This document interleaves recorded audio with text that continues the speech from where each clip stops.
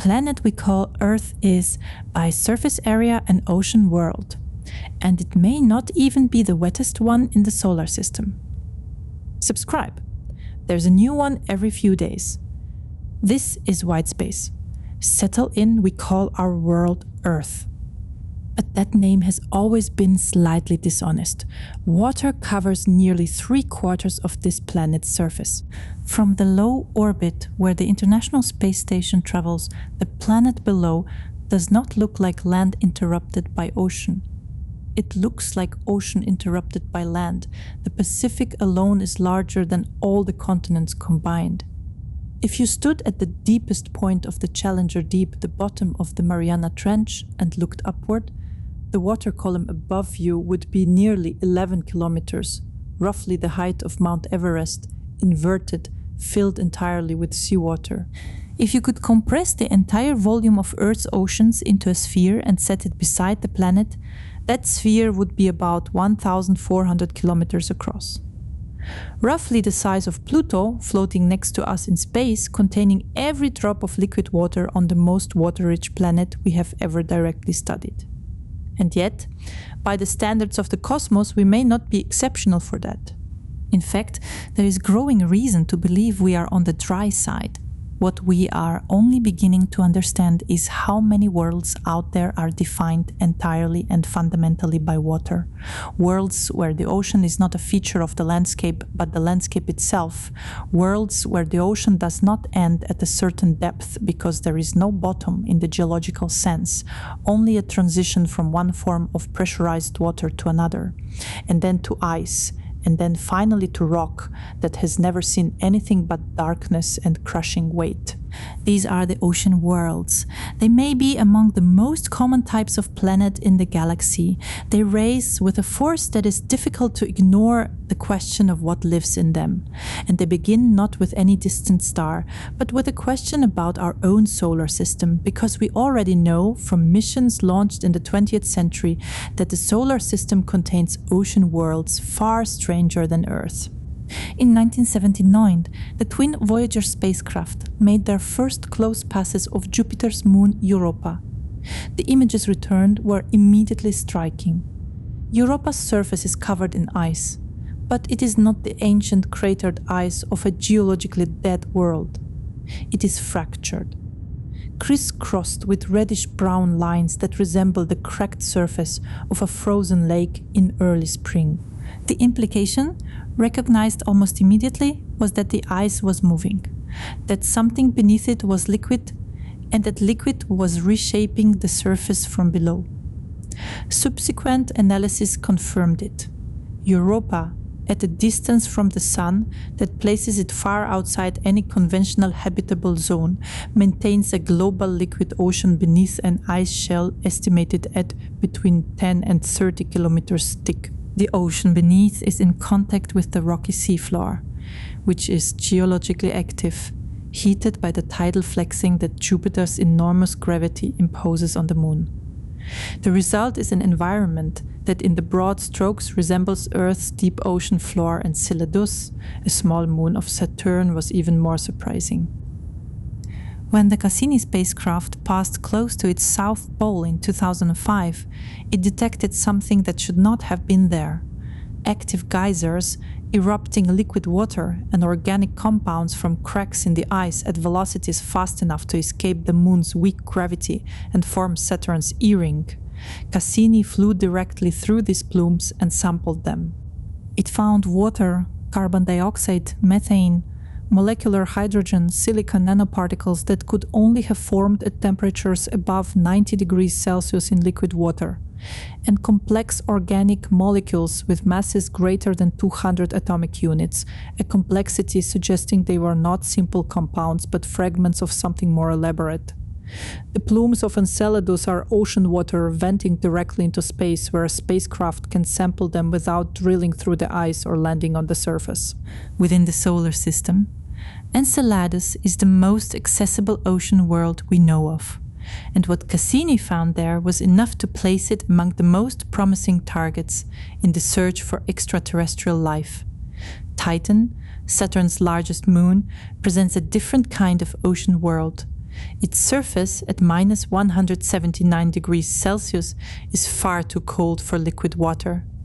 But Cassini and the Huygens probe revealed a world with lakes, rivers and seas, not of water, but of liquid methane and ethane, pooled in permanent bodies at the poles, fed by methane rain from an orange-tinted hydrocarbon atmosphere thicker than Earth's. Titan is not a candidate for Earth-like life. But it is a candidate for the proposition that liquid, under the right conditions, will accumulate into bodies large enough to sustain chemical complexity. That the process of building concentrated chemical environments does not require water specifically, only a liquid phase stable enough to persist over geological time.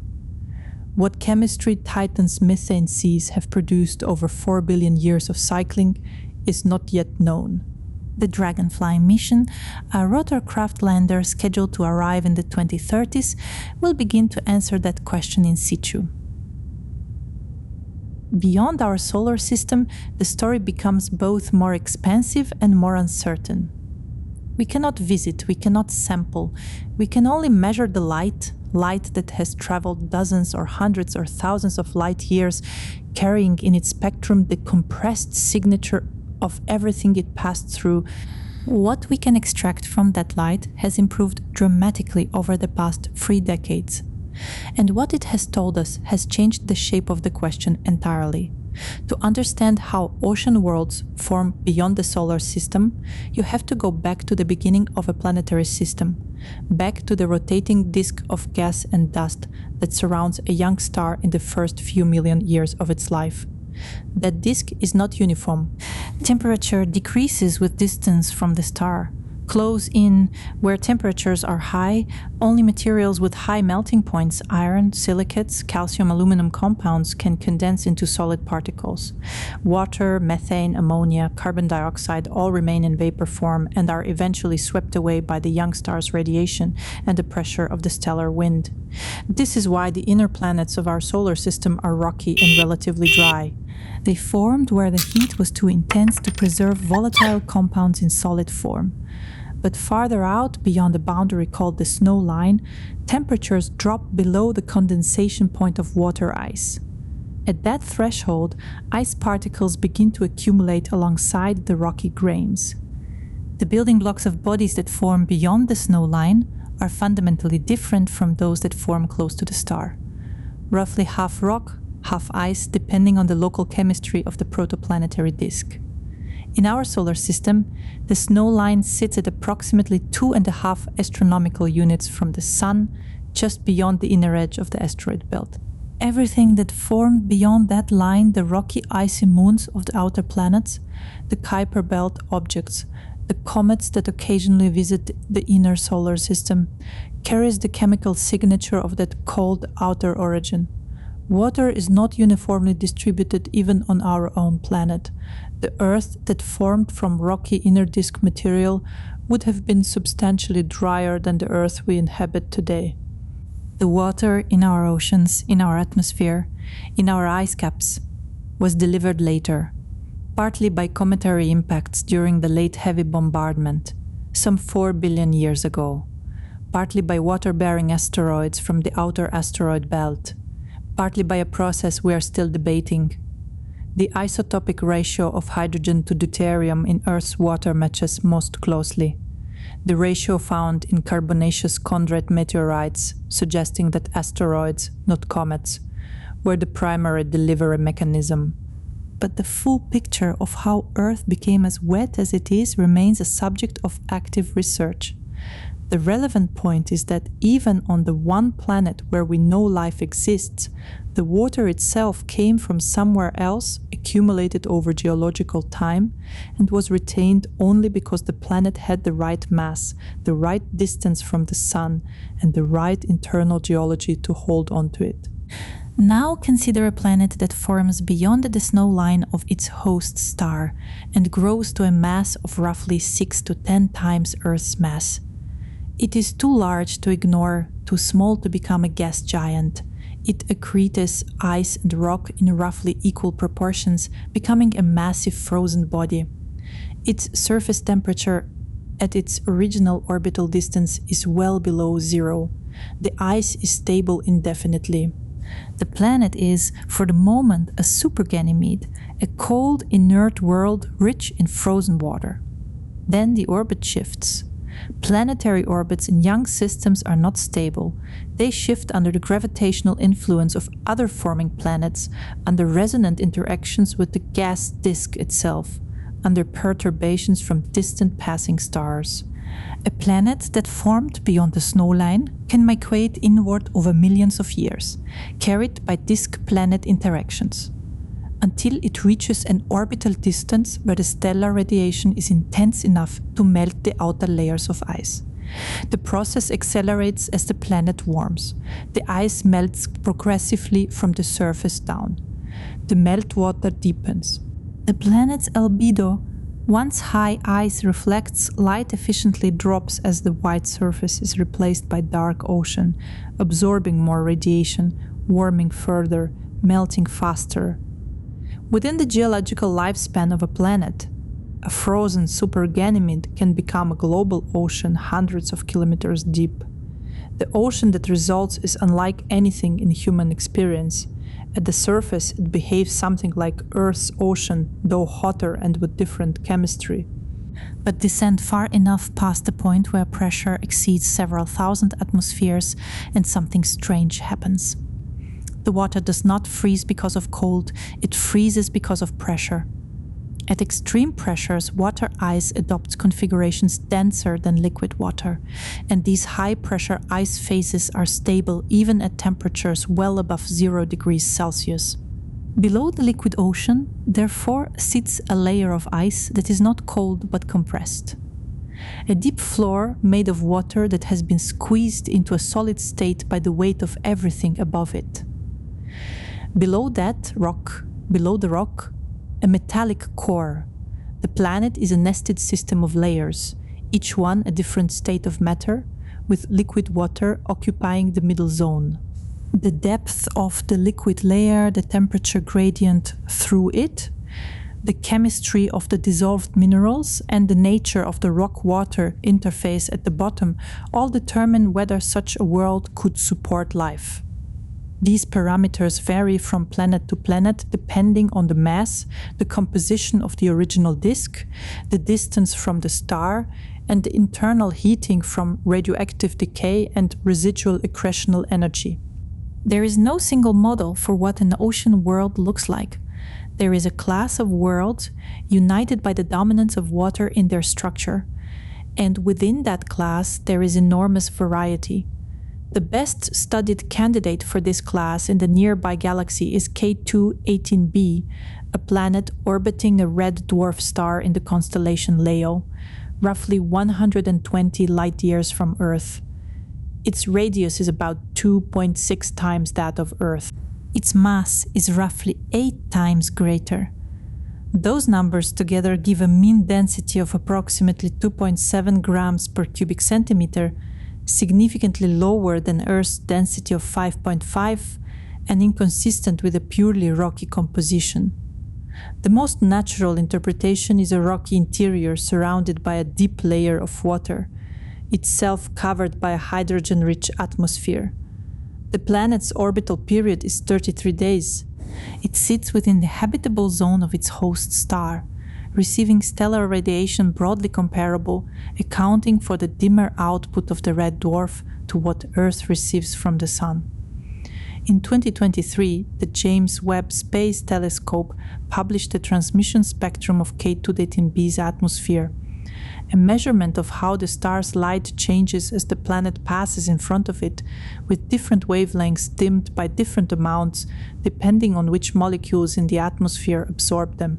The spectrum showed clear signatures of carbon dioxide and methane, both expected for a hydrogen-rich atmosphere on a warm ocean world.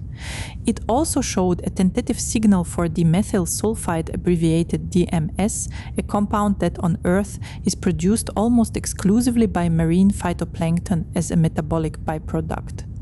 The DMS detection is not confirmed. The signal-to-noise ratio is not sufficient to rule out other explanations. But the fact that it is there at all and that it cannot immediately be dismissed has generated careful and serious scientific discussion. A result like this would have been technically impossible 5 years ago. That it is now tentatively detectable is a measure of how far the instruments have advanced. 40 light-years away, the star GJ 12 and 14 hosts an ocean world that has been scrutinized since 2009. GJ Wilwy-Winsfors B has a radius about 2.7 times Earth and a mass roughly 6.5 times greater. Its density is fully consistent with a body that is roughly 3/4 water by mass, with a rocky core accounting for the remainder. The planet became famous early in the exoplanet era for being obstinately opaque. Attempts to characterize its atmosphere through transmission spectroscopy returned a featureless spectrum. Not because the atmosphere lacked features, but because a thick, high-altitude cloud deck was blocking them. The clouds themselves provoked theoretical interest. Modeling suggested they might consist of zinc sulfide or potassium chloride particles, compounds so unusual that researchers built laboratory analogs specifically to measure their optical properties. The James Webb Space Telescope eventually cut through the ambiguity, detecting signatures consistent with a water-rich atmosphere and substantially constraining the planet's interior structure. GJ1214b now stands as one of the most carefully characterized ocean world candidates in the current sample, which is itself a demonstration of how much information can be extracted from a planet 40 light-years away, seen only as a slight dimming in a star's light curve. Both K2-18b and GJ1214b orbit red dwarf stars. This is not a coincidence of discovery. Red dwarfs, spectral class M, are the most common type of star in the galaxy, comprising roughly 75% of all stellar objects in the Milky Way. Their smaller mass and lower luminosity mean that their habitable zones sit much closer to the star than the Sun's habitable zone does. Planets in the habitable zone of a red dwarf orbit at a fraction of an astronomical unit, close enough that the planet's rotation is often synchronized with its orbital period, leaving one face permanently sunlit and one permanently dark. This tidal locking and the intense stellar activity that characterizes many red dwarfs complicates the habitability picture enormously. But the sheer numerical abundance of red dwarfs means that any process that operates around them operates at vast scale. If ocean worlds can form around red dwarfs, and the evidence suggests they can, then the galaxy contains an almost incomprehensible number of them. Among the nearest stars, Proxima Centauri, a red dwarf 4.2 light-years from Earth, the closest stellar system we know of, hosts at least one confirmed planet and possibly 3. Proxima b, announced in 2016, has a minimum mass of roughly 1.07 Earth masses and orbits in the habitable zone with a period of 11.2 days. Whether it is a rocky planet, a water world, or something in between depends on its true mass, which can only be determined if the orbital inclination is known and it is not yet precisely constrained. Proxima Centauri is an active flare star. Its ultraviolet output during flare events is intense enough to have stripped much of Mars's atmosphere over geological time. If Mars were as close to the Sun as Proxima b is to its star, whether Proxima b retains any atmosphere at all, and whether any atmosphere it has could shield the surface from radiation, is contested. It is the nearest potentially habitable planet we know of, and we cannot yet say whether it is habitable. 6 light-years away, Barnard's star presents a different kind of case study in the difficulty of this problem. It is a red dwarf in Ophiuchus, the second nearest stellar system, visible but unremarkable to the naked eye. Its history in the search for exoplanets goes back to the astronomer Pieter van de Kamp, who spent the better part of 4 decades from 1938 onward claiming to observe a wobble in the star's apparent position, consistent with the presence of 1 or 2 orbiting planets. His measurements were taken at the Sproul Observatory in Pennsylvania using an astrometric method, tracking tiny displacements in the star's position relative to background stars as the presumed planet tugged it from side to side. Van de Kamp was meticulous, persistent, and wrong.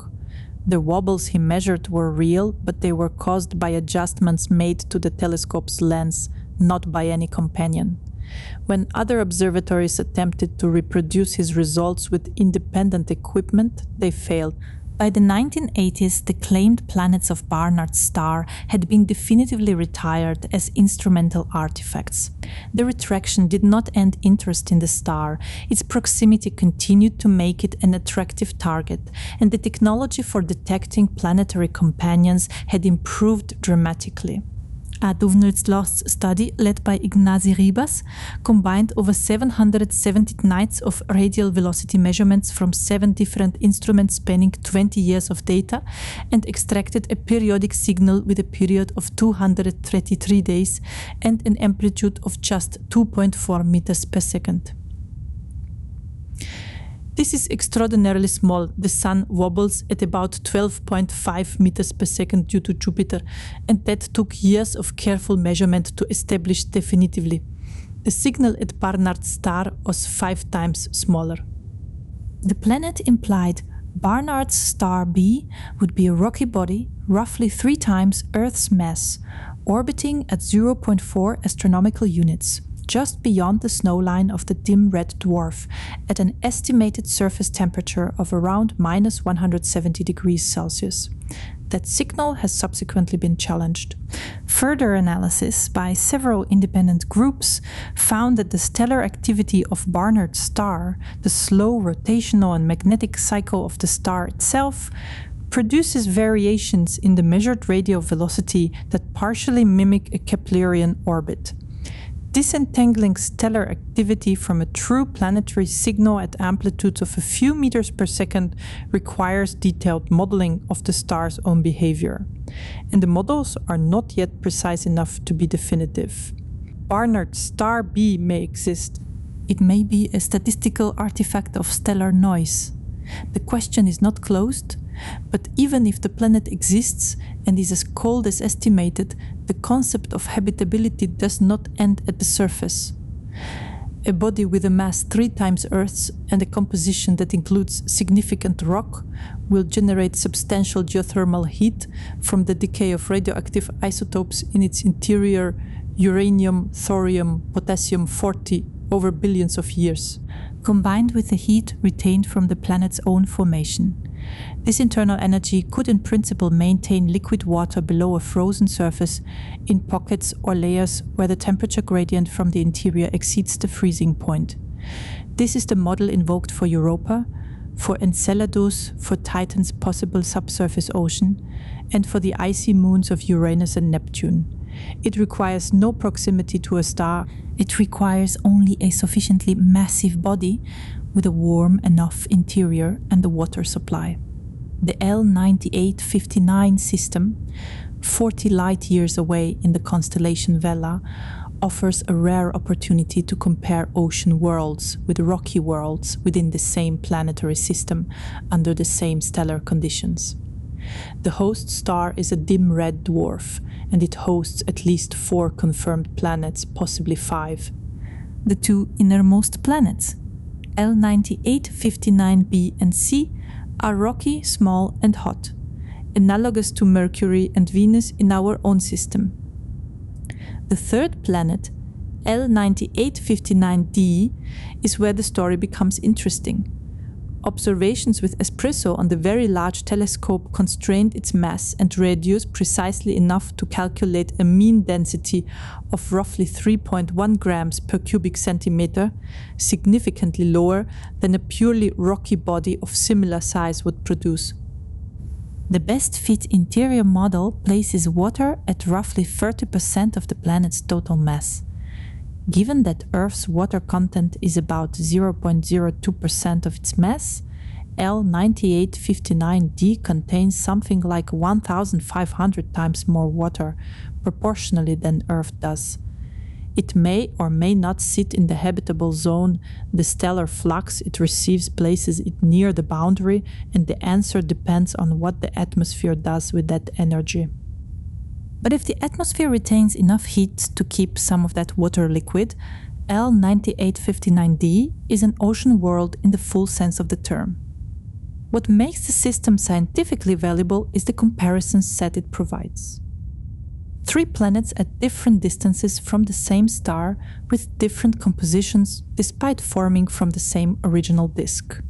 Understanding what process determined that one planet retained 30% water while its neighbor retained essentially none is a question about disk chemistry, about planetary migration, and about the efficiency of volatile delivery during late-stage accretion. The answer will generalize. Whatever produced that gradient in the L9859 system almost certainly operates similarly in other systems. The question of whether ocean worlds can support life depends on a set of conditions that are more numerous and more interdependent than early discussions tended to acknowledge. Liquid water is necessary but not sufficient. The host star must be stable enough not to destroy the atmosphere. The planet must have a magnetic field strong enough to deflect the charged particles in the stellar wind, or an atmosphere thick enough to absorb the radiation they carry. The interior must be geologically active enough to cycle chemicals between the crust and the ocean, and there must be somewhere in the system a source of chemical complexity, of this equilibrium of energy gradients, of the kind of restless chemistry that on Earth has been producing new molecular structures for 4 billion years. Magnetic fields deserve specific attention here because they are rarely discussed in popular treatments of exoplanet habitability.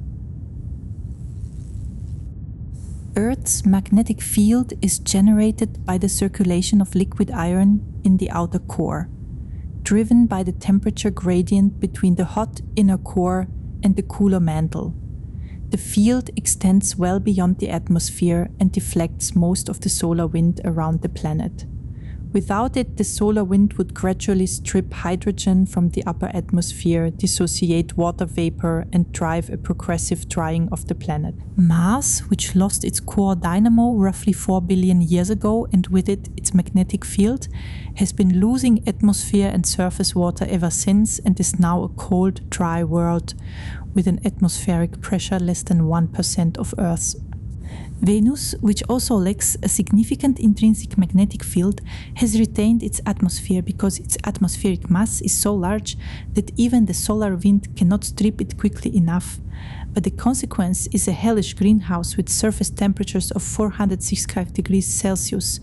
Red dwarf planets are particularly vulnerable to this issue. They orbit close to their stars within the reach of intense stellar wind activity, and they are often tidally locked, which may impede the generation of a strong magnetic dynamo. Whether tidally locked planets can maintain magnetic fields sufficient to protect their atmospheres is an active area of modeling and debate.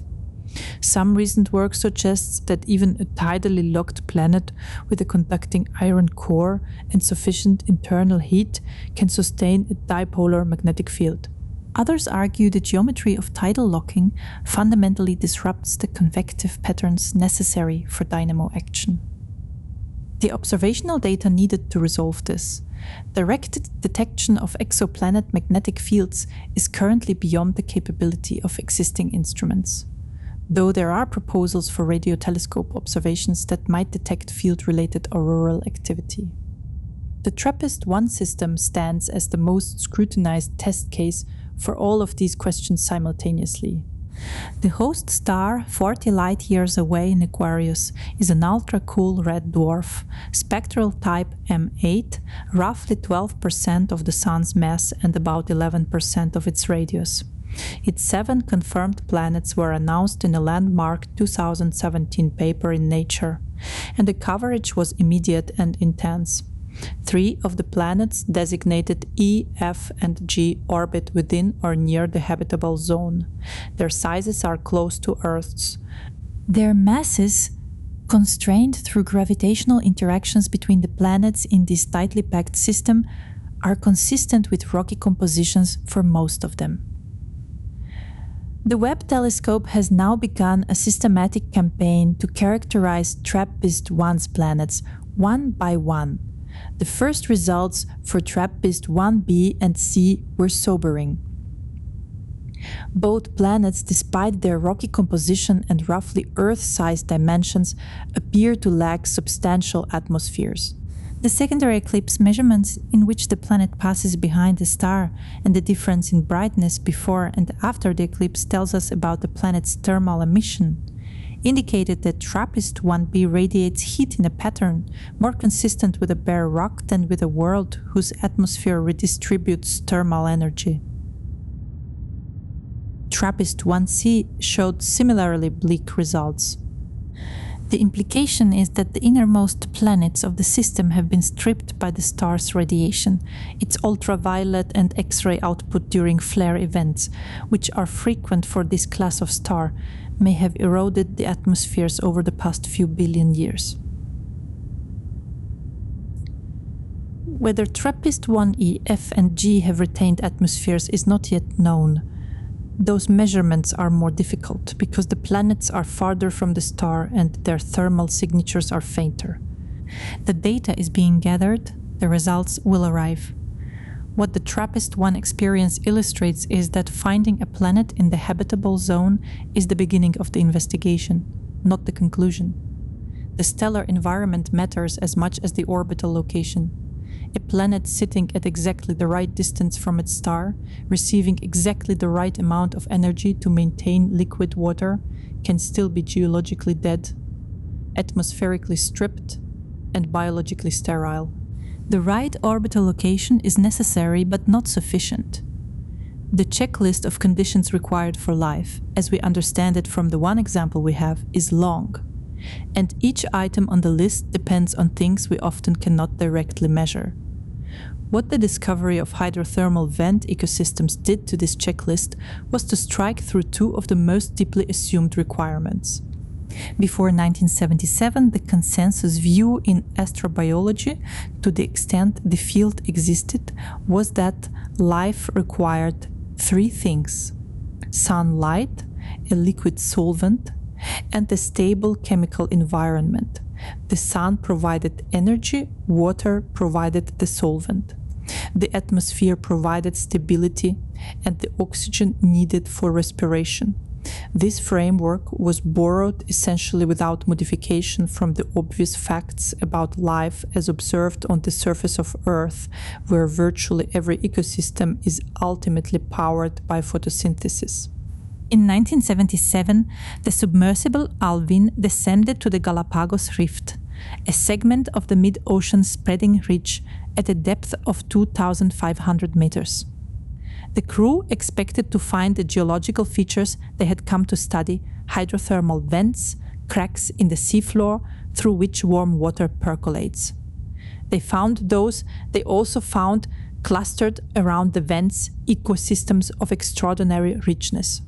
Giant tube worms, Riftia pachyptila, extending 2 meters from their tubes, with no mouth, no digestive system, and no ability to eat in any conventional sense, nourished entirely by colonies of bacteria living inside their bodies, bacteria that extract energy from hydrogen sulfide in the vent fluid through chemosynthesis. Clams with hemoglobin so highly concentrated the blood appears bright red, adapted to carry both oxygen and the hydrogen sulfide that would be lethal to most organisms. Bacterial mats thick enough to be visible as pale carpets on the seafloor. Crabs, fish, shrimp, all living in complete darkness, at pressures that would crush most surface organisms, at temperatures that vary between near freezing ambient seawater and several hundred degrees in the vent plumes themselves.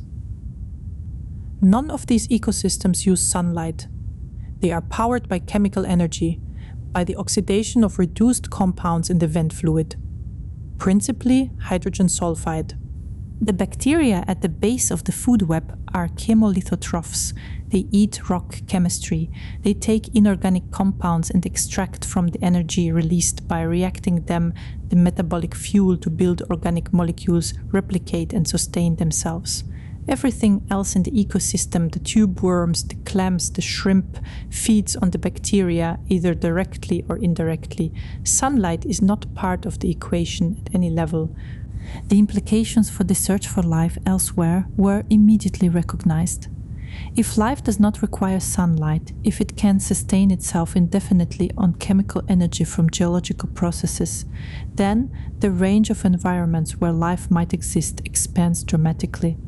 Europa's subsurface ocean, dark and far from the sun, heated by tidal friction and in contact with the rocky seafloor through which hydrothermal venting may occur, becomes a genuinely plausible habitat. The pressurized water beneath the ice of Enceladus, where Cassini detected silicon nanoparticles that could only form at hydrothermal temperatures, becomes a place where the basic conditions for chemosynthetic life are demonstrably present. And ocean worlds beyond the solar system, however exotic their pressures and temperatures, become candidates as long as they have liquid water and some source of chemical disequilibrium, which geologically active planets almost always do. Among the most extreme environments where life has been found on Earth, the deep subsurface biosphere may be the most relevant for exoplanet considerations. Drilling projects in South African gold mines, in Scandinavian bedrock, and in the seafloor itself have recovered microbial communities living in cracks in rock kilometers below the surface, at temperatures up to about 120 degrees Celsius, the current record for thermal tolerance among known organisms in the absence of sunlight, organic carbon from photosynthesis, or any connection to the surface world. These organisms metabolize hydrogen gas produced by the reaction of water with iron-bearing minerals in the rock in a process called serpentinization. They grow extraordinarily slowly. Some have been estimated to replicate on timescales of thousands of years. But they are alive, and they have been alive presumably for geological ages, sustained entirely by the chemistry of water reacting with rock in the dark. Serpentinization is not unique to Earth. It occurs wherever liquid water contacts olivine or pyroxene minerals under appropriate pressure and temperature conditions. It has been detected on Mars through orbital spectroscopy. It almost certainly occurs in the subsurface oceans of Europa and Enceladus, where the rocky seafloor contains the right mineral assemblages. It would occur in any ocean world where liquid water reaches the interface between the water layer and the rocky mantle below.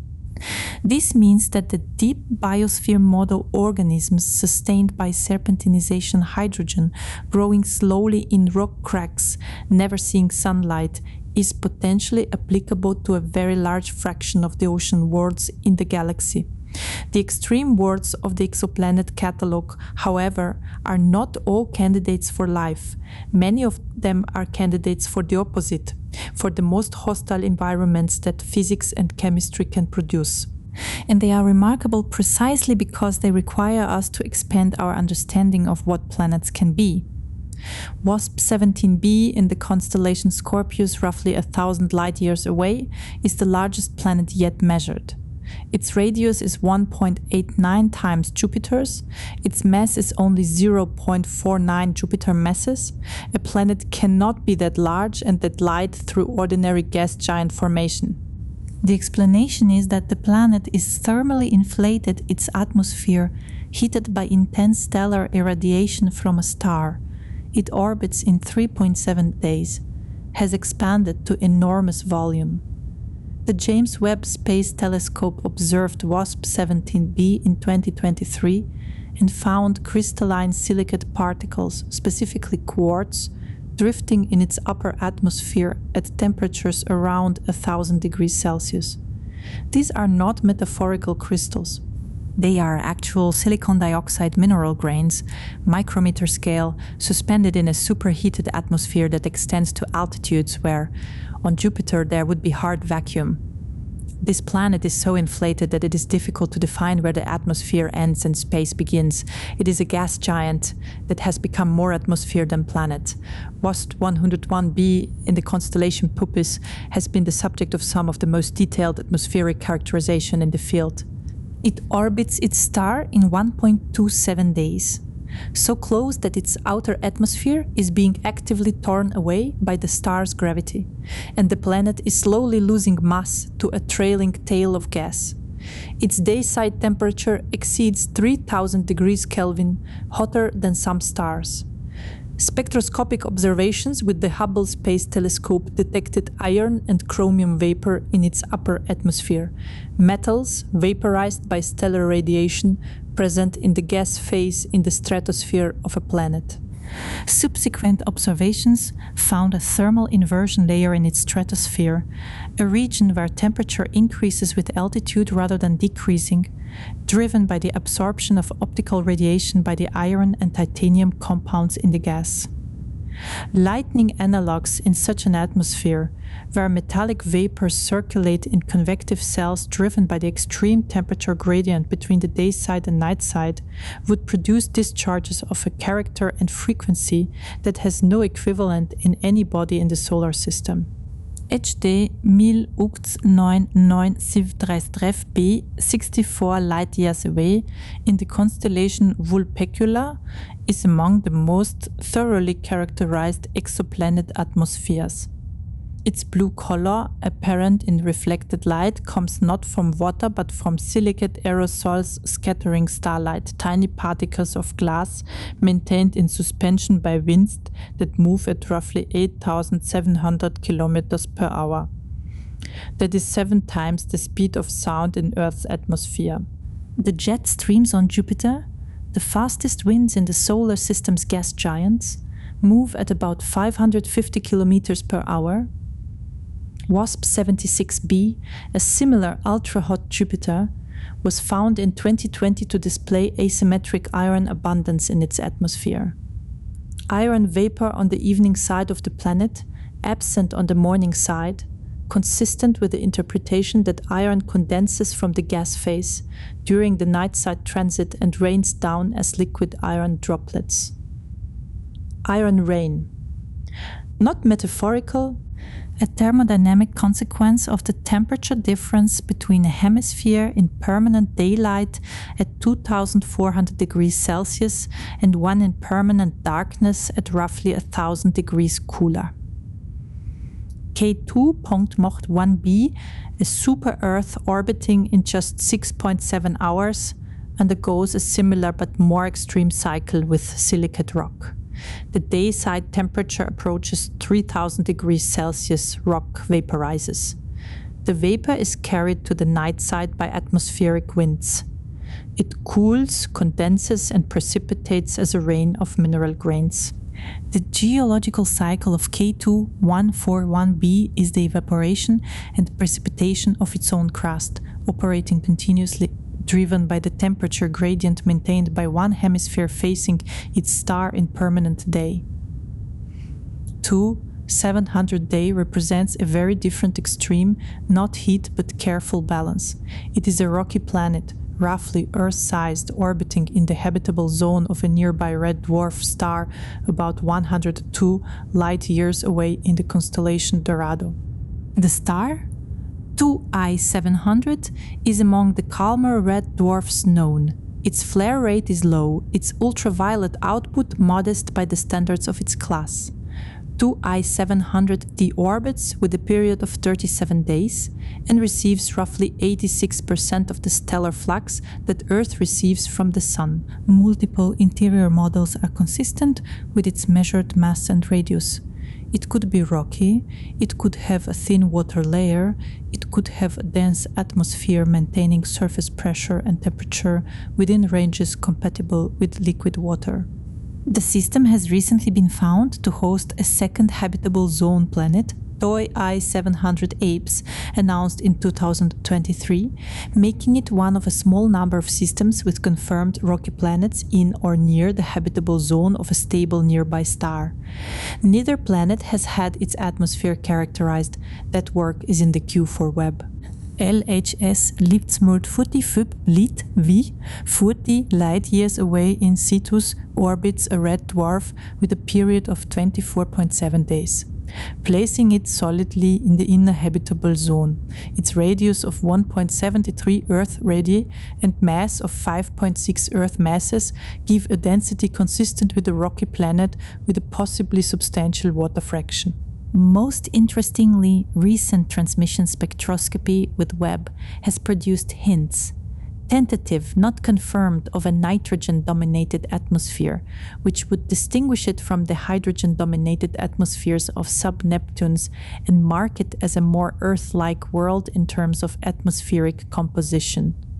If confirmed, LHS 1140b would be the first habitable zone rocky planet with a characterized Earth-like atmosphere. That result is being pursued aggressively. The free-floating planets are a category unto themselves. PSO J3.8.5 discovered in 2013 by the Pan-STARRS Survey Telescope, is among the best characterized members of this class. A body of roughly 6 Jupiter masses drifting through interstellar space in the direction of Capricornus with no stellar companion and no orbit to speak of. Its surface temperature is around 800 degrees Celsius. It is still warm from formation. It belongs kinematically to the Beta Pictoris moving group, a collection of young stars that coalesced from the same giant molecular cloud about 20 million years ago, which constrains its age and gives us its probable origin. It was a planet once, in all likelihood, ejected from its natal system by gravitational interaction before it had time to cool. The broader population of free-floating planetary mass objects may be vast. Gravitational microlensing surveys, which detect the brief achromatic amplification of background starlight when a massive object passes between the source and the observer, have found a population of short timescale lensing events consistent with Earth to Jupiter mass objects, unbound to any star. Some analyses of early microlensing data suggested that Jupiter mass free floaters might be as common as stars in the galaxy. More recent estimates from the Korea Microlensing Telescope Network and the Optical Gravitational Lensing Experiment have revised these numbers. But the implication remains: the galaxy contains a substantial population of free-floating worlds formed in stellar nurseries and then expelled into the interstellar medium by the gravitational chaos of early planetary system evolution. They drift, cooling over billions of years, their internal chemistry evolving slowly as heat dissipates, carrying whatever molecular inventory they were born with into the cold between the stars. The process of detecting planets beyond the solar system has evolved through 4 primary methods, each with its own strengths and blind spots. The radial velocity method, measuring the Doppler shift of stellar spectral lines as the star is pulled back and forth by an orbiting planet, was the technique that found 51 Pegasi b in 1995 and remains one of the workhorses of the field. It is sensitive to massive planets orbiting close to their stars, the configuration that maximizes the stellar wobble, and requires high-resolution spectrographs capable of measuring velocity shifts as small as a meter per second. The HARP spectrograph at the European Southern Observatory and its successor, ESPRESSO, have reached precisions of roughly 30 centimeters per second, the walking speed of a person strolling casually in measurements of stellar radial velocity. At that precision, the Earth's gravitational influence on the Sun would be detectable in principle, though in practice the noise from the Sun's own activity overwhelms the signal. The transit method, which detects the dimming of a star as a planet passes in front of it, was the basis for the Kepler mission, and is currently the most productive technique by raw numbers of planets detected. It has a geometric constraint. The planet's orbit must be nearly edge-on as seen from Earth for a transit to be observable, which means only a fraction of all planetary systems are amenable to transit detection for any given planet. But those that are amenable provide a rich return not just detection but radius measurement, and in favorable cases atmospheric characterization through transmission spectroscopy, direct imaging, actually photographing the light reflected or emitted by the planet itself. Separate from the overwhelming glare of the parent star is the most demanding technique but the most informative when it succeeds. The HR 8799 system, 130 light-years away in Pegasus, was imaged in 2008 at the Keck and Gemini observatories, revealing 4 giant planets arranged in orbits from 15 to 68 astronomical units from their star, a scaled-up analog of our outer solar system. Each of the 4 planets, designated HR 8799b through E, is between 5 and 10 Jupiter masses. Their atmospheres have been characterized spectroscopically, showing carbon monoxide, water, methane, and carbon dioxide in varying combinations, with cloud properties that constrain the temperature structure of their atmospheres. Beta Pictoris B, a planet orbiting the young star Beta Pictoris 63 light-years away, was directly imaged in 2008 and subsequently tracked through more than a complete orbit, making it one of the few exoplanets for which we have actual motion data rather than just a snapshot. These directly imaged planets are massive and young, glowing with residual formation heat. They are not the rocky, potentially habitable worlds that occupy the center of the astrobiological discussion, but they demonstrate that the technique works and that it will be applied to smaller planets as the optics improve. The history of this field is inseparable from the history of a single measurement that rewrote everything. On October 6, 1995, Michel Mayor and Didier Queloz of the University of Geneva published a paper in Nature announcing the detection of a planet orbiting the star 51 Pegasi. Mayor and Queloz had been using the Elodie spectrograph at the Observatoire de Haute-Provence in the south of France, a precision radial velocity instrument that had been designed with exoplanet detection specifically in mind. Over a period of months, they had accumulated radial velocity measurements of 51 Pegasi and identified a periodic variation with a period of 4.23 days and a semi-amplitude of 56 meters per second. The planet implied by those numbers had a minimum mass of about half a Jupiter mass, and it orbited at 0.05 astronomical units. The reaction from the astronomical community was initially mixed. Some astronomers proposed alternative explanations, stellar pulsations perhaps, or some other form of variability intrinsic to the star. Jeffrey Marcy and Paul Butler, who had been running their own radial velocity survey at Lick Observatory, independently confirmed the detection within days of publication by turning their telescope to 51 Pegasi and measuring the same signal. The planet was real, but its existence violated every existing model of planetary formation. A Jupiter-mass planet at null-Viv astronomical units could not have formed there.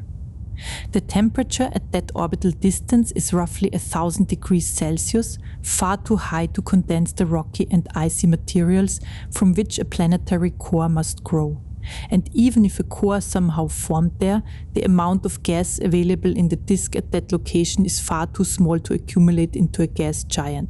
The resolution, planetary migration, the physical drift of a planet from its formation location through interactions with the disk, had been proposed theoretically years earlier, but had been dismissed as operating on timescales or at efficiencies that would prevent it from producing the observed configurations. 51 Pegasi b forced the field to revisit those assumptions. Within a decade, migration had become not a curiosity, but a central mechanism in the standard model of planetary system evolution, responsible for the hot Jupiters, for the resonant chain configurations of compact multi-planet systems, for the migration of Jupiter and Saturn in our own solar system's history, and potentially for the delivery of water to the inner solar system through the disruption and redistribution of icy bodies during the Grand Tack. Mayor and Queloz received the Nobel Prize in Physics in 2019, shared with James Peebles for contributions to cosmology. The citation for the exoplanet work noted that Mayor and Kelley had opened up a new approach to the question of the place of humanity in the universe. That is an understatement large enough to be almost comic. Before their paper, we had no confirmed evidence of any planet orbiting any star other than the Sun. We had one example of a planetary system, and we had assumed, without much justification, that it was representative. In the 30 years since we have catalogued more than 5,000 confirmed planets and tens of thousands of candidates, and the picture that has emerged from that catalogue has overturned almost every specific assumption we held about what planetary systems look like, how they form, and what range of conditions they encompass. The Kepler Space Telescope, launched in 2009, transformed the field from a collection of individually discovered planets into a statistical sample large enough to draw population-level conclusions. Kepler monitored more than 150,000 stars simultaneously for 4 years, watching for transits, and confirmed more than 2,600 planets during and after its primary mission.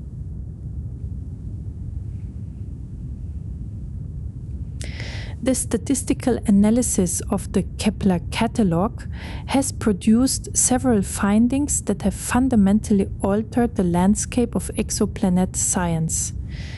The most striking is the prevalence of super-Earths and mini-Neptunes, planets with radii between 1.2 and 3.5 Earth radii, which appear to be the most common type of planet in the galaxy around Sun-like and slightly cooler stars.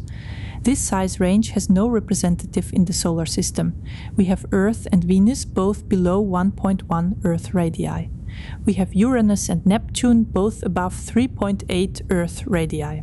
The gap between them is empty in our system, but filled in the galaxy at large.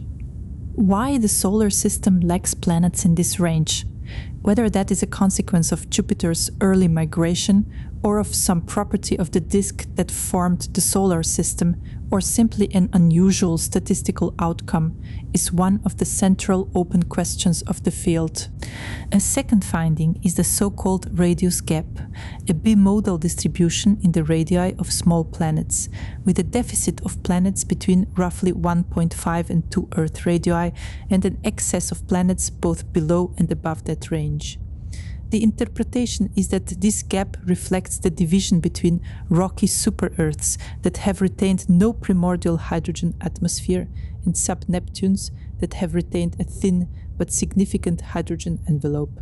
Planets near the gap boundary appear to lose their hydrogen envelopes over geological time due to photoevaporation by their host stars' ultraviolet radiation, transitioning from sub-Neptunes to bare rocky super-Earth.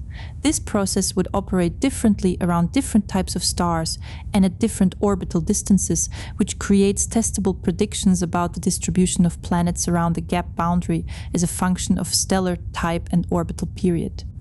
The biosignatures we are looking for in the atmospheres of exoplanets are, in most cases, the ordinary chemical products of ordinary life. Oxygen is the paradigm case.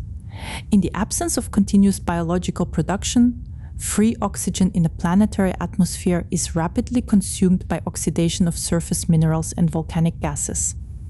The equilibrium abundance of oxygen in an abiotic rocky planet atmosphere, maintained solely by photodissociation of water and carbon dioxide, is orders of magnitude below what we detect in Earth's atmosphere. An atmosphere with 20% oxygen requires a source that has been replenishing it for geological time. And on Earth, that source is photosynthesis operating at a rate that produces roughly 1 trillion kilograms of oxygen per year, while simultaneously fixing an equivalent amount of carbon into organic molecules. The signature of photosynthesis, in other words, is not a subtle chemical curiosity. It has transformed the composition of Earth's entire atmosphere and has been maintained at roughly current levels for the past 2 billion years. The spectroscopic detection of oxygen in a rocky planet's atmosphere is achievable with current and near-future instruments. The O2 molecule absorbs light at several wavelengths accessible to near-infrared spectrographs. water vapor absorbs at overlapping but distinct wavelengths.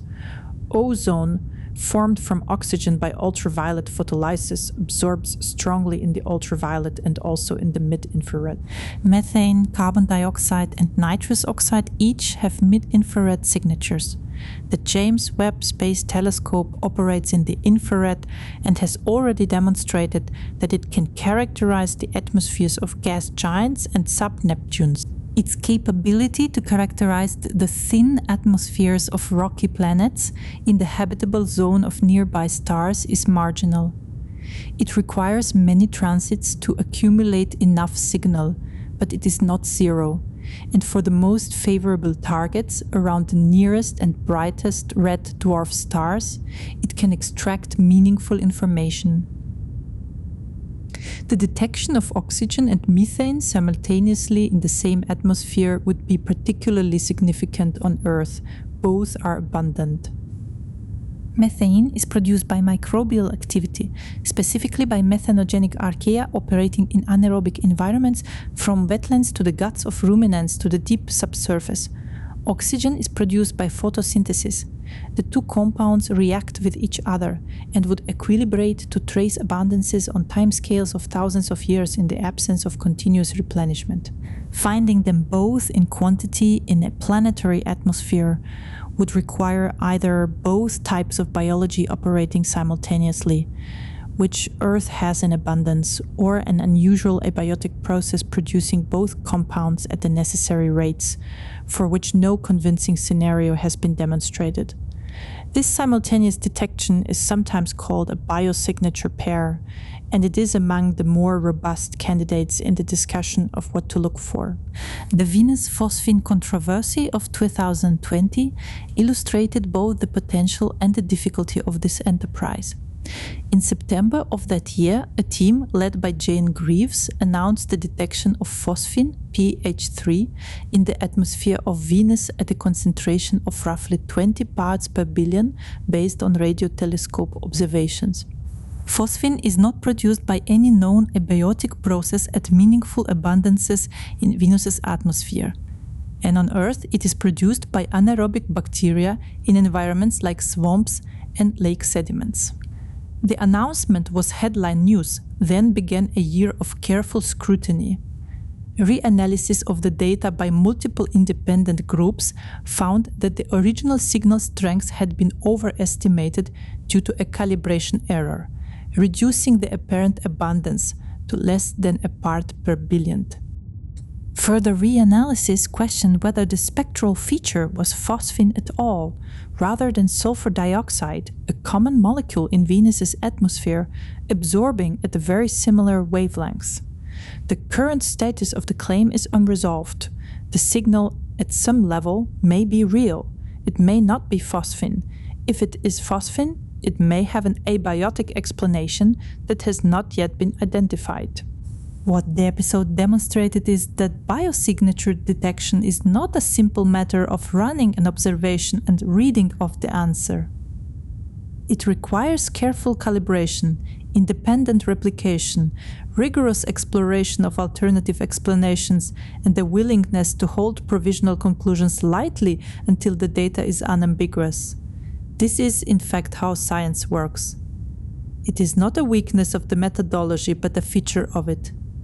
The history of science contains many false positives, claimed discoveries that turned out to be artifacts, including Van de Kamp's planets of Barnard's star, including several exoplanet claims from the early radial velocity era that were subsequently retracted, including the original TRAPPIST-1 system announcement that claimed 7 planets and turned out on detailed analysis to indeed have 7 planets, so that particular one held up.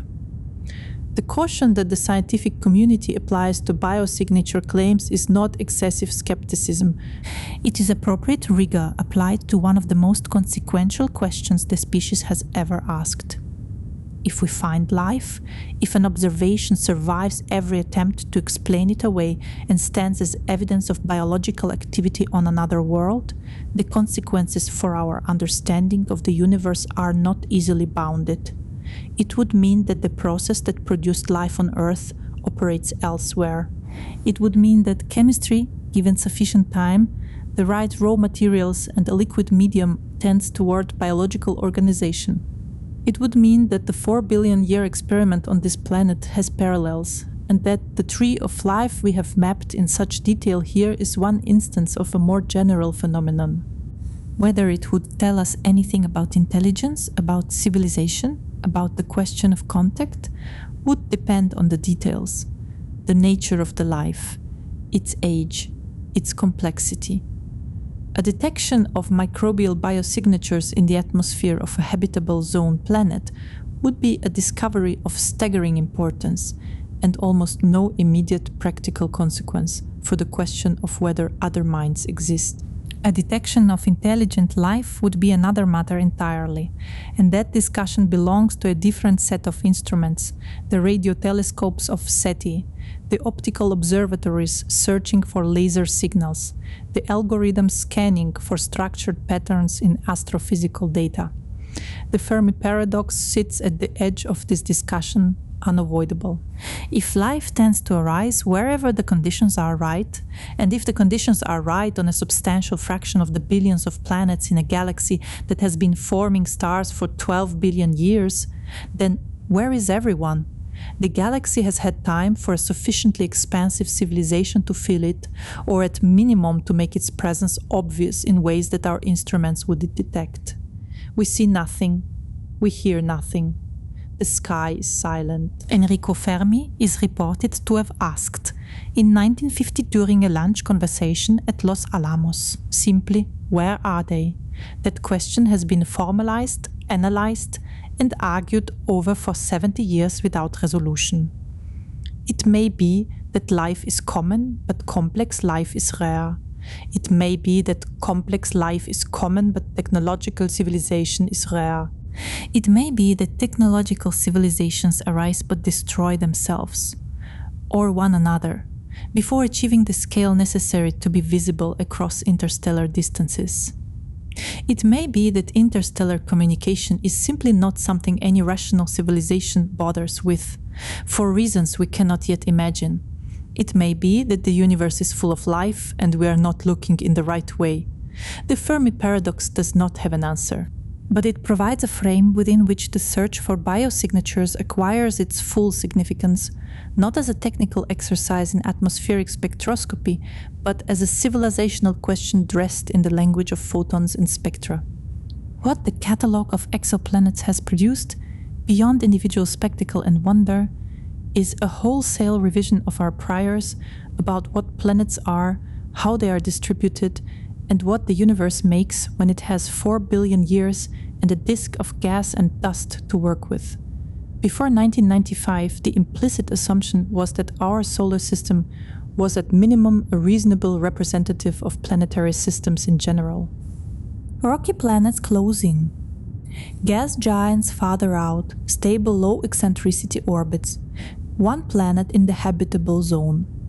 We now know that assumption was wrong in almost every particular hot Jupiters, super-Earths, compact multi-planet systems, tidally locked worlds, planets in binary systems, free-floating worlds with no star at all.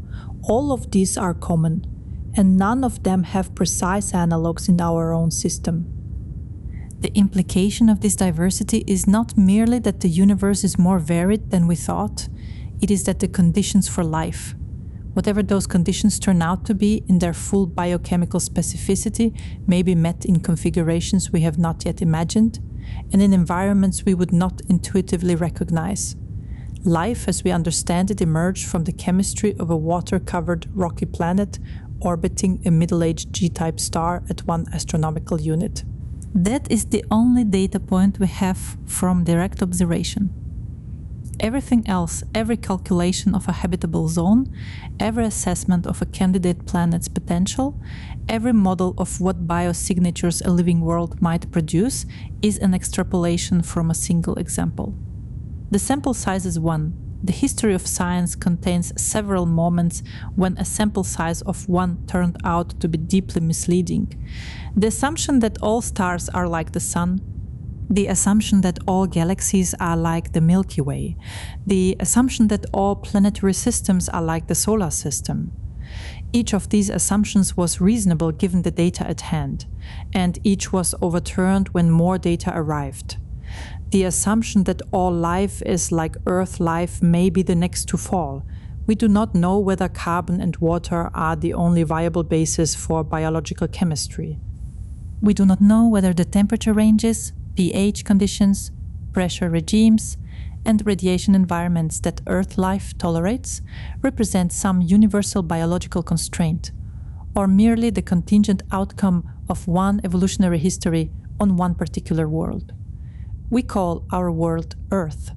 The name reflects a bias so deep it took us millennia to notice it.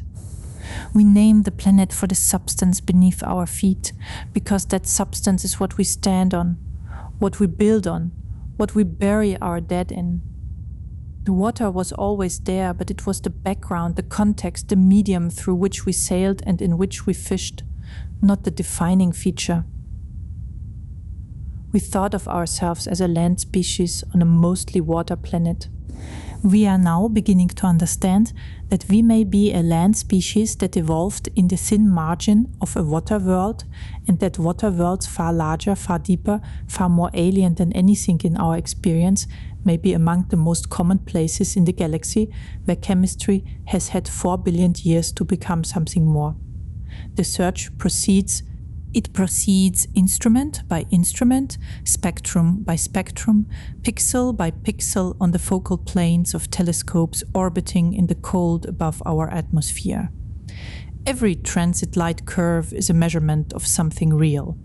Every radial velocity dataset constrains a mass, and a mass constrains a density, and a density constrains a composition, and a composition determines whether liquid water is plausible, and whether liquid water is plausible determines whether the question of life can even be framed.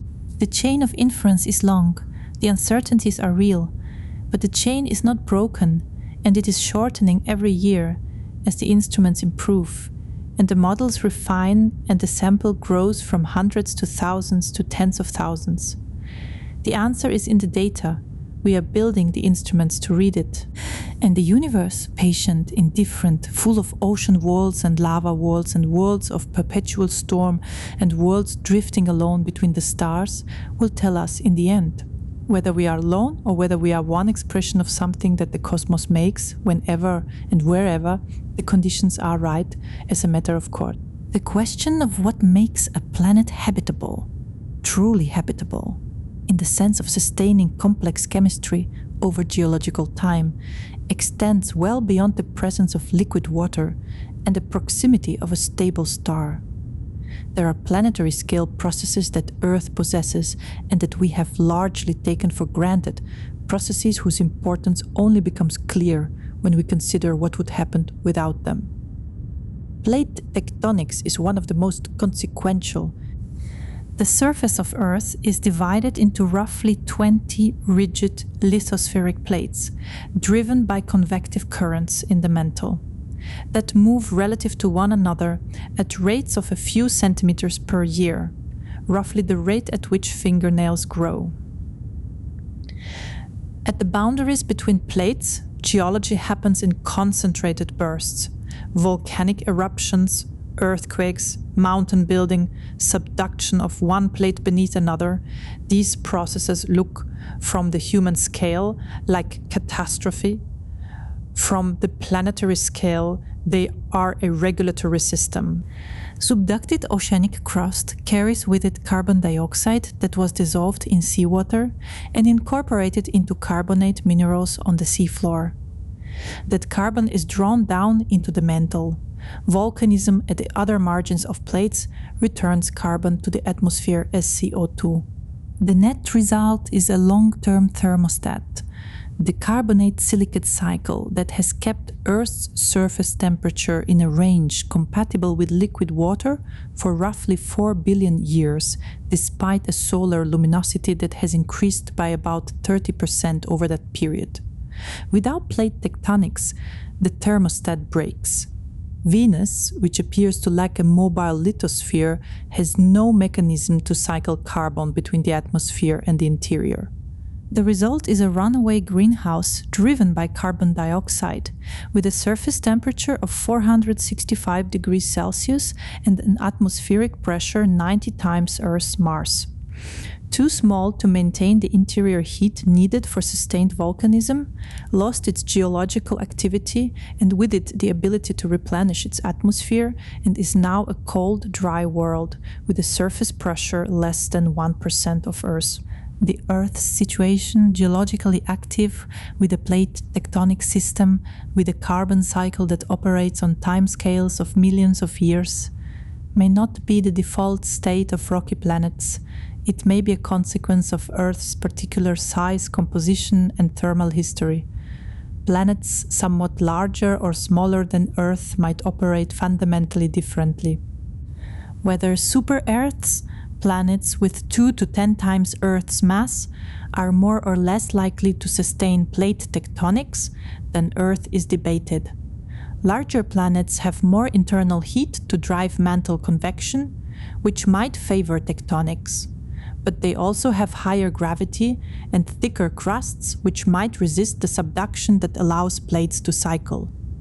The models disagree, and there is no observational constraint that resolves the question. The carbon cycle matters for another reason. It connects to the origin of life itself. The molecules from which life is built, amino acids, nucleotides, lipids, are organic compounds, meaning they contain carbon bonded to hydrogen, nitrogen, oxygen, and other elements. The availability of organic carbon at the planetary surface depends on the geological activity that produces carbon-containing gases, on the photochemistry that converts those gases into more complex organic molecules in the atmosphere, on the delivery of organic compounds by meteorites and comets from the outer solar system, and on the surface chemistry that concentrates and combines those compounds into the more elaborate structures that biology requires. This chain of processes depends on the planet having an active geology, a moderate atmosphere, liquid water, and a supply of the right raw materials. Earth had all of these. We do not yet know whether the same conditions are commonly reproduced on other planets, or whether Earth is an exceptional case in which an unusually fortunate combination of circumstances led to an unusually favorable environment for chemistry to become biology. The origin of life, the transition from a mixture of organic compounds to a self-replicating metabolizing system, is not understood in detail, even for Earth. We know it happened relatively quickly by geological standards, within the first few 100 million years after the planet's surface cooled enough to hold liquid water, based on isotopic evidence from ancient carbon deposits and what may be microbial fossils in ancient cherts. But we do not know the specific sequence of chemical steps. We do not know which environment hosted the first self-replicating molecules, whether it was a warm tidal pool subjected to ultraviolet radiation, a hydrothermal vent on the seafloor, an alkaline lake in a volcanically active region, or something else entirely. We do not know whether the transition from chemistry to biology was a rare, improbable event, a once-in-a-universe accident, or whether it is a predictable outcome of the right chemistry given sufficient time and complexity. This uncertainty is not peripheral. It is central to the question of whether life exists beyond Earth. If the origin of life is highly improbable, requiring a very specific sequence of events that happens only rarely, then the galaxy could be full of ocean worlds with the right chemistry and still harbor life on only a small fraction of them. If the origin of life is a relatively probable consequence of the right conditions, the galactic biosphere could be vast. The RNA world hypothesis is the current leading framework for the origin of life on Earth, though it remains incomplete and contested.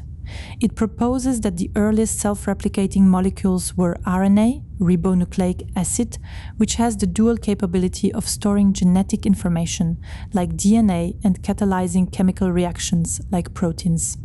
In this view, the RNA molecule was the first biological entity. It could copy itself, albeit imperfectly, and the imperfect copies could be selected for properties that improved their survival and replication. The transition from self-replicating RNA to the DNA-RNA protein system that all known life uses today came later, driven by the greater chemical stability of DNA as an information storage medium and the greater catalytic efficiency of proteins. Laboratory experiments have demonstrated that RNA can form from simple precursors under conditions that plausibly existed on early Earth. But assembling a self-replicating RNA molecule from those precursors in a realistic prebiotic environment remains a challenge that chemists have not fully solved. The plausibility of the pathway is high enough that most researchers in the origin of life field consider RNA a credible starting point. The mechanistic details are still being worked out. The significance of this for exoplanets is that if the RNA world hypothesis is correct, the transition from chemistry to life depends on the formation of specific types of organic polymers under specific environmental conditions.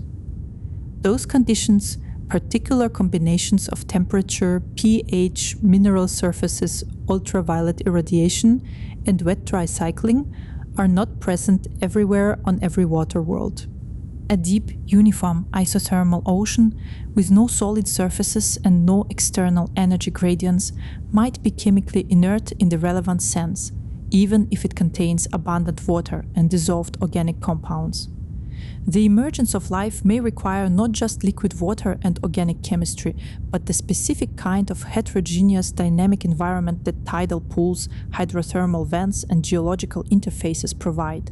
Whether ocean worlds without solid surfaces exposed at the water-atmosphere interface, worlds where the ocean is bounded above by atmosphere and below by high-pressure ice rather than by rock, can host such environments is an open question of considerable importance.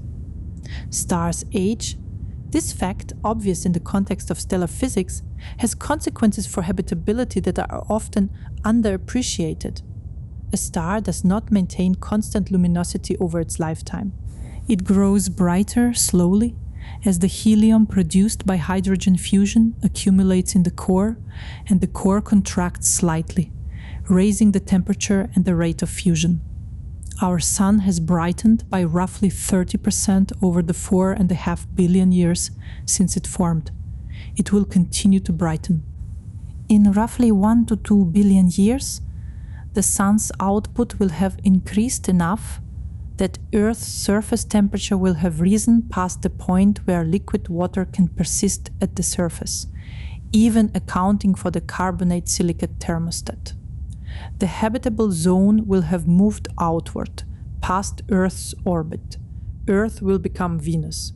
This is not a short-term concern for our civilization, but it illustrates a principle that applies to exoplanets. A planet that is habitable today may not have been habitable for its entire history.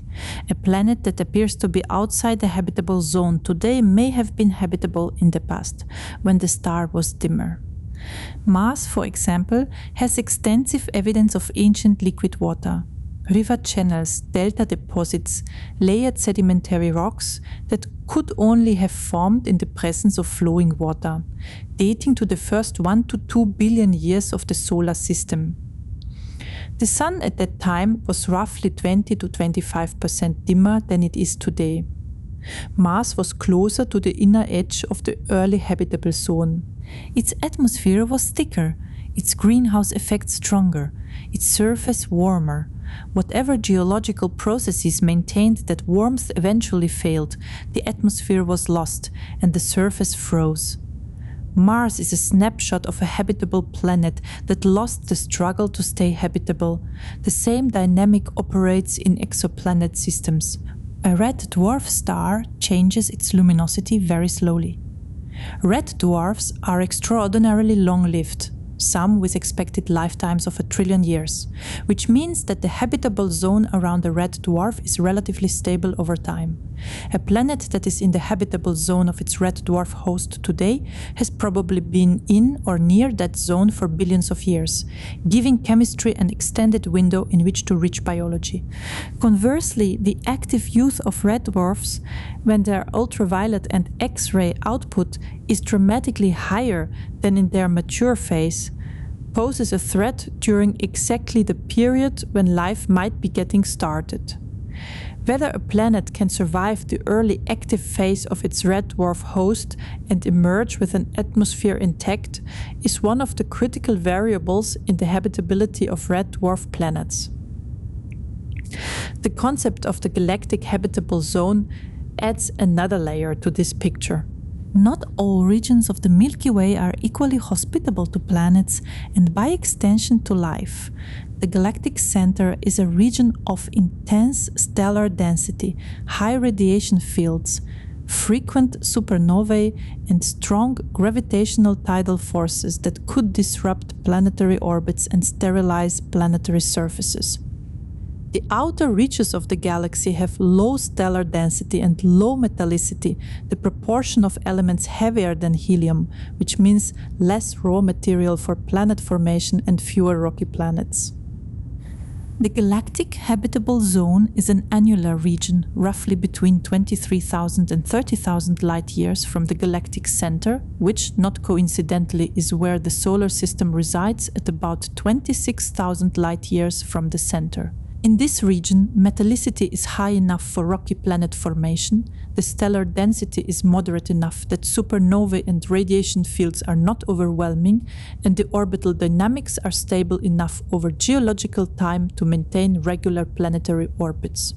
Estimates of the fraction of stars in the galaxy that fall within this zone and that have the additional properties of age and stellar type compatible with sustained habitability vary widely, but the numbers are always in the billions. The Kepler-90 system, 2,500 light-years away in the constellation Cygnus, entered public awareness in 2017 not for any property of the system itself, but for how its eighth planet was found. Kepler-90 is a G-type star slightly larger than the Sun, hosting a planetary system architecturally similar to ours. Rocky planets close in, larger planets farther out, but compressed into the inner region of what in our solar system would be the inner planets. 7 of the 8 planets were found by conventional analysis of the Kepler light curve. The 8th, Kepler-90I, was found by a neural network. The network was trained on approximately 15,000 confirmed planets and false positives from the Kepler archive. It learned to distinguish the clean, repetitive dip of a real planetary transit from the messier photometric variations produced by stellar activity, instrument noise, and background eclipsing binary stars. Given that the system already had 7 known planets and that multi-planet systems tend to be aligned, their planets orbiting in roughly the same plane, the team focused the network's attention on the Kepler-90 light curve, looking for signals that had been missed. The network found one, a periodic dimming of 0.02% buried in noise, repeating every 14.4 days. The implied planet has a radius 1.322 times Earth's orbits between the 3rd and 4th known planets, and has a surface temperature of roughly 430 degrees Celsius, hot, rocky, and geologically interesting, but not habitable. The significance of the discovery was less about the specific planet found than about the demonstration of a new discovery method. The Kepler archive contains data on over 150,000 stars, each with years of photometric measurements. Human review of that dataset at the level of scrutiny applied to the most interesting individual cases is not feasible. Machine learning applied to pattern recognition in light curve data can, as the Kepler-90I discovery demonstrated, identify signals that human reviewers would miss. The implication is that the Kepler archive and the much larger TESS archive and the archives of future missions contain planets that have not yet been found, waiting for the right algorithm to extract them. We may already have, sitting in existing data archives, evidence of habitable zone rocky planets around nearby stars that we have not yet recognized as such.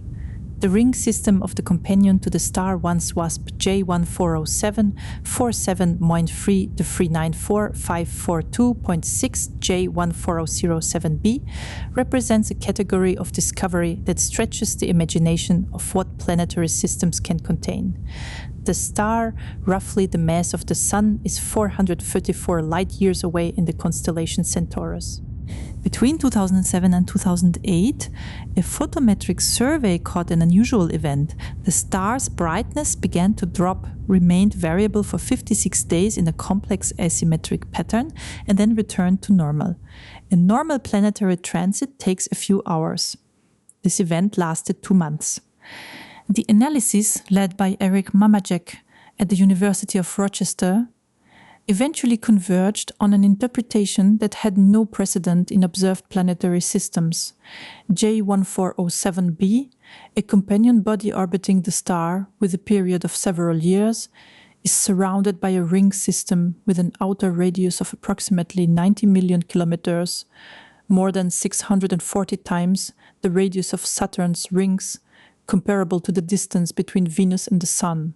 The ring system contains at least 37 distinct bands, separated by gaps that are plausibly cleared by forming moons in those orbital zones.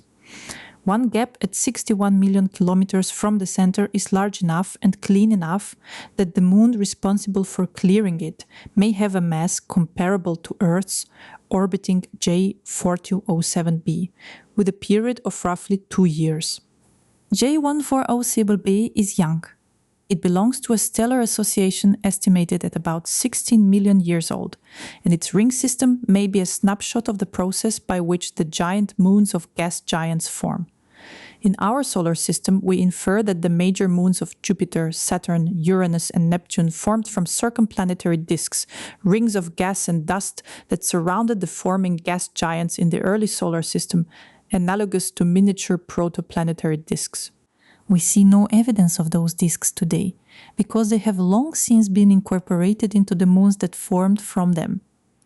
J1407b may be showing us, in a system 434 light-years away, what that process looked like while it was still in progress.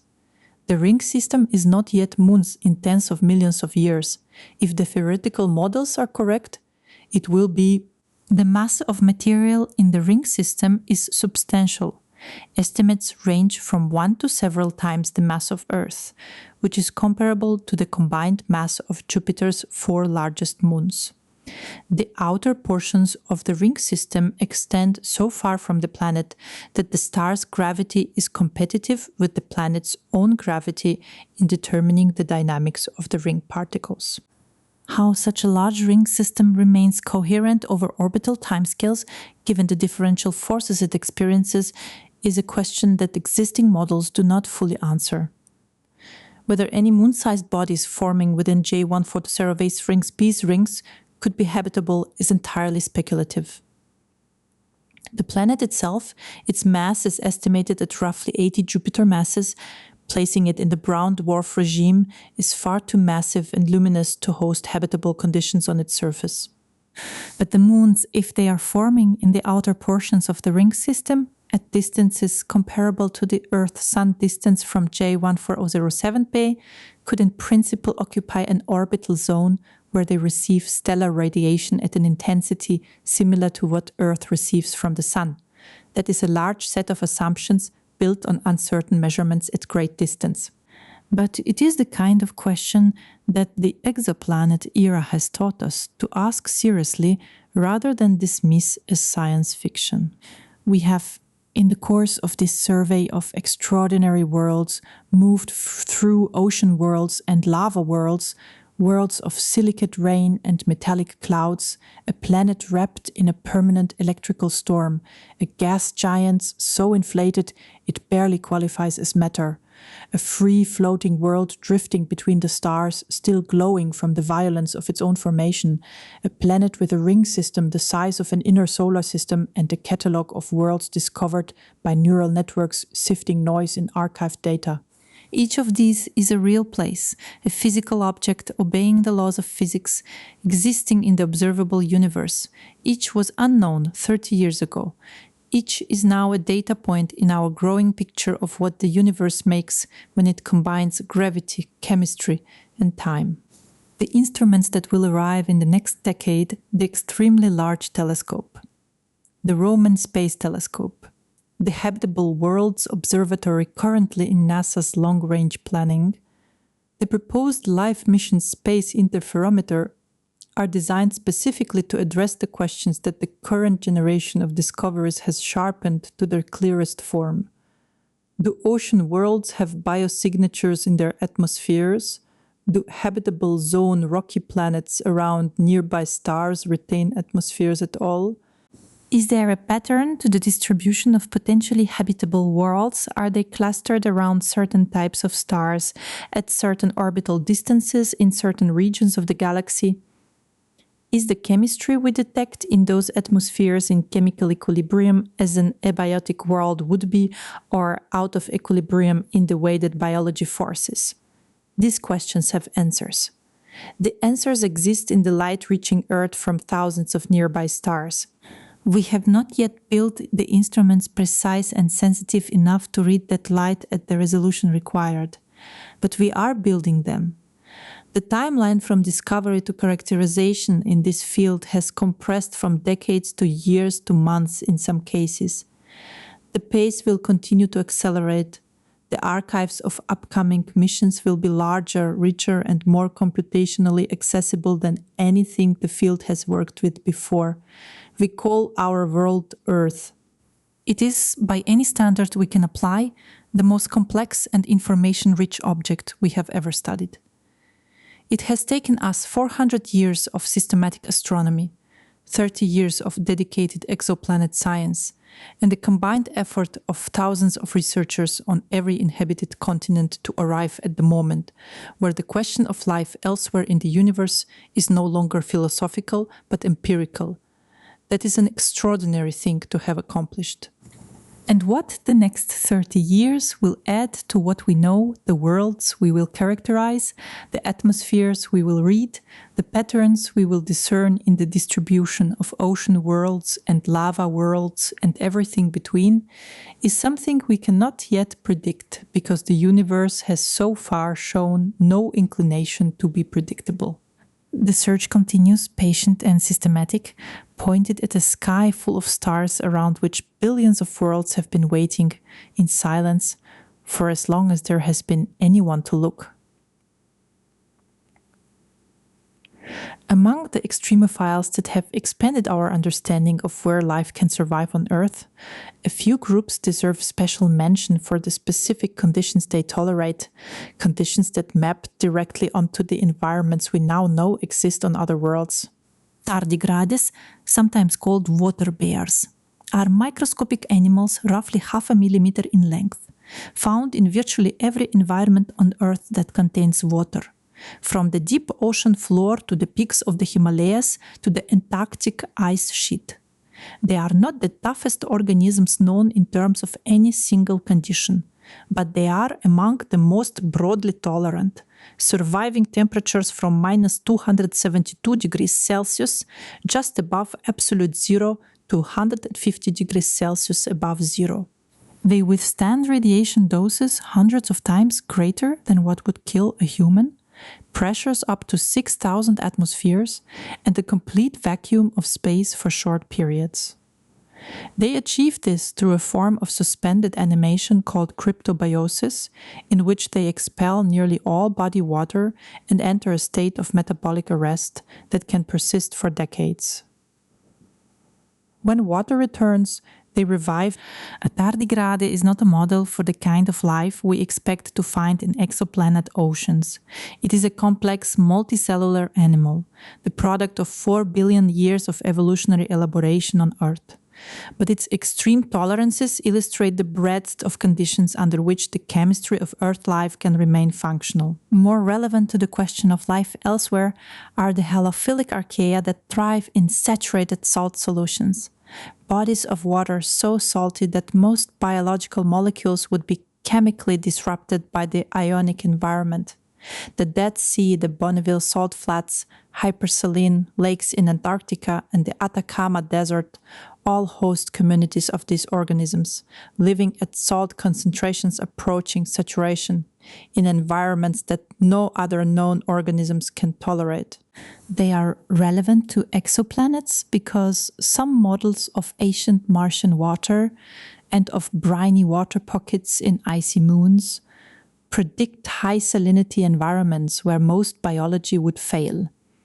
If halophiles can survive, the chemical diversity of a subsurface brine on an icy moon is no longer necessarily a barrier to life. Radio-resistant bacteria like Deinococcus radiodurans survive radiation doses 1,000 times higher than the lethal dose for humans by repairing their own DNA with extraordinary fidelity and speed. Their genome contains extensive redundancy, multiple copies of the information needed for each gene, and their DNA repair machinery operates continuously.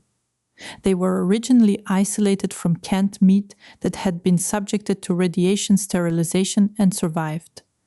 They have since been found in uranium mine runoff, nuclear reactor cooling water, and the Sonoran Desert. Their relevance to exoplanets is most direct in the context of worlds orbiting active stars, where the surface radiation environment is intense. An organism that can repair radiation damage faster than it accumulates, it is not destroyed by high radiation flux. It is merely metabolically burdened. On a world orbiting an active red dwarf, the evolutionary pressure to develop this capability would be enormous, and there is no known reason why it could not be met by the right chemistry given enough time. Piezophiles, pressure-adapted organisms, have been found at the deepest points of the ocean in environments exceeding 1,100 atmospheres. They are not simply tolerating the pressure, they have evolved biochemistry specifically optimized for high-pressure conditions, with membrane lipids that remain fluid where terrestrial organisms' membranes would solidify, and enzymes that function correctly at pressures under which conventional enzymes would denature. The deepest living piezophiles come from sediment cores taken at the floor of the Mariana Trench and from drilling projects that have recovered living microbes from kilometers beneath the ocean floor, embedded in rock through which they migrate on timescales of thousands of years. These organisms are relevant to ocean worlds precisely because ocean worlds by their nature have pressures at their deepest levels that exceed anything in Earth's ocean. If life exists in the subsurface ocean of an ocean world in the liquid zone, bounded below by high-pressure ice, it must be piezophilic almost by definition, and the existence of piezophiles on Earth is direct evidence that this is biochemically achievable. The thermophiles and hyperthermophiles deserve a separate note. Organisms that thrive at temperatures between 45 and 80 degrees Celsius are thermophilic.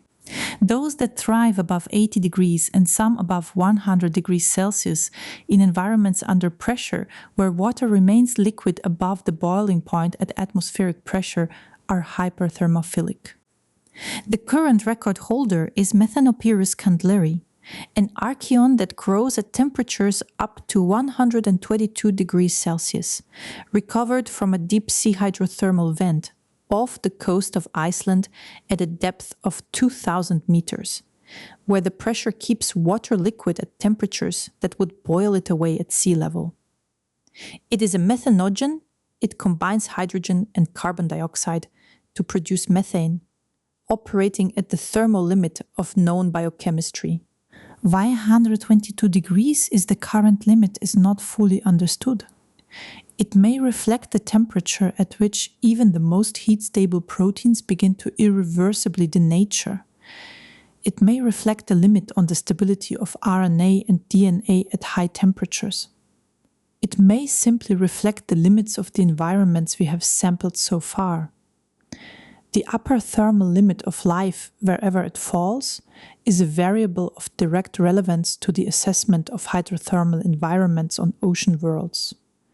The gas giant systems of our own solar system, considered as a whole, offer a scale model of the diversity we now see in exoplanet systems. Jupiter's 4 large moons, Io, Europa, Ganymede, and Callisto, represent a progression from a world of relentless volcanic violence to a world of potential subsurface ocean to a world whose ancient icy surface is probably inert. Io, the innermost, is the most volcanically active body in the solar system, more active than Earth, covered in sulfur compounds and silicate lava, resurfaced continuously by eruptions that can reach heights of hundreds of kilometers. Its geological activity is driven entirely by tidal heating. Jupiter's gravity flexes the moon's interior as it orbits, converting gravitational energy into heat. Europa, the next out, experiences less intense tidal heating, enough to maintain a subsurface ocean, but not enough to create the volcanic chaos of Io. Ganymede and Callisto, farther out and less tidally stressed, appear to have subsurface oceans maintained by a combination of residual heat and the antifreeze effect of dissolved salts, but without the active geology that Europa displays. The progression from Io to Europa to Ganymede to Callisto is a lesson in how the energy input from tidal heating shapes a world's habitability, and it maps onto the question of how the tidal heating from giant exoplanets might shape the habitability of their large moons. In the exoplanet context, the detection of exomoons remains technically challenging. No exomoon has been confirmed with absolute certainty. The Kepler Object of Interest, KOI 3728.01, and the controversial Kepler 1625bi candidate, a Neptune-sized body apparently orbiting a Jupiter-sized planet, are the best studied candidates, but neither has passed the threshold of independent confirmation with sufficient statistical confidence. The difficulty is geometric. A moon produces a transit signal smaller than the planet's own transit, offset in time from the planetary transit by an amount that depends on the moon's orbital period around the planet, which requires extraordinarily precise timing measurements to detect. The Nancy Grace Roman Space Telescope, with its wide field and high photometric precision, is expected to dramatically improve the detection rate for exomoons around nearby giant planets. When the first confirmed exomoon is announced, and it seems likely to happen within the next decade, it will open a new chapter in the search for habitable environments, because those moons orbiting giant planets in or near the habitable zone of their stars may constitute some of the most habitable real estate in the galaxy. The stellar population of the Milky Way encompasses approximately 200 to 400 billion stars. Of these, roughly 3/4 are red dwarfs. Most of the remainder are K-type and G-type stars, with the Sun being a moderately typical G-type. A small fraction are F-type stars, somewhat hotter and brighter than the Sun, and an even smaller fraction are A-type and hotter, whose lifetimes are too short, a few 100 million to a few billion years, for complex life to have time to evolve. The stars most likely to host long-lived habitable planets are therefore the red dwarfs and K-dwarfs, which have lifetimes of tens of billions to trillions of years, long enough for any chemistry with biological potential to reach its full expression. Statistically, the average number of rocky planets per star in or near the habitable zone appears, from Kepler data, to be somewhere between 0.2 and 0.4 for Sun-like and slightly cooler stars. Applied to the stellar population of the galaxy, this implies billions of potentially habitable worlds. The number is so large that even if the fraction that actually develops life is small, the absolute number may be enormous, but statistics are not enough. We need measurements of specific worlds, of specific atmospheres, of specific spectroscopic features in specific wavelength ranges. The number of planets is not the question. The question is what those planets are made of, what surrounds them, and whether the processes that produced us are happening on any of them. The instruments of the next generation are calibrated precisely to this question. The Habitable Worlds Observatory recommended by the 2020 Astrophysics Decadal Survey as the top priority for the next large NASA Space Telescope, is specifically designed to directly image Earth-sized planets in the habitable zone of nearby Sun-like stars and characterize their atmospheres. It will use a technique called starlight suppression, a coronagraph or external star shade, to block the overwhelming glare of the host star, revealing the planet's reflected light at a contrast level of 1 part in 10 billion. At that contrast, the spectroscopic signatures of water vapor, oxygen, ozone, methane and carbon dioxide in the habitable planet's atmosphere would be detectable. The mission is in the planning stage, with an expected cost in the range of $10 billion and a possible launch date in the 2040s. When it flies, it will be capable of searching dozens of nearby Sun-like stars for Earth analogs and directly reading their atmospheric chemistry. This is the endpoint of the trajectory that began with the first radial velocity detections of hot Jupiters in the 1990s, continued through Kepler's statistical census of planetary populations, and is currently accelerating with Webb's atmospheric characterizations of sub-Neptunes and ocean world candidates.